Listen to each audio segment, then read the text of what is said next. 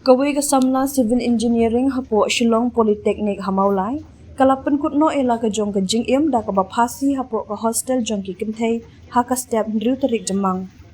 Kani ka jingja kala ja ha ka por kumba arba jemen step, ha ka ba ya kani ka lamnat latip kurteng kum ka dayana dimre CH marak arkusaus namerta, ka basyong basa ha upper babu peratura West Garo Hills District.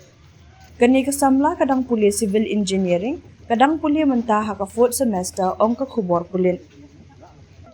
Layat hu ba unong apa haramiat hadian ba ulayo sngaw ya ka jingwiar jong kikso, ula lej ban kami hapo kate ka hostel, pat hadian ba ula juruk benya ya kamala ka beningkong jong ka hostel, ula syampen ban ya ka kentay ka balapasi ya la dia na rendang, da ka bate da ka jain towel na ka nargril jong ka jingkang. Kata hakalinti mau jingking ka ban lej shalor jong ka trum ying. Hadian ya kamet diap jongka lapan kit no sya civil hospital Shillong na kabenta banle ya ka badan kambaro.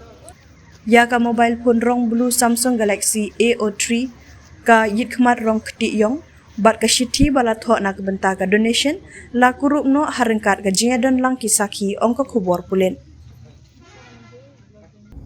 So today early morning Malay PS got information from warden of women hostel at Shillong Polytechnic Institute at Malay that one lady had committed suicide by hanging, and that this fact was discovered at around 2 a.m. approximately at around 2 a.m. We are working on that, and it is under investigation. Right now we are treating it as a matter of suicide, and however we are not ruling out anything, and we are investigating from all angles, and the matter is under investigation. It is not yet completed. After that, the motor remains will be handed over to the family members.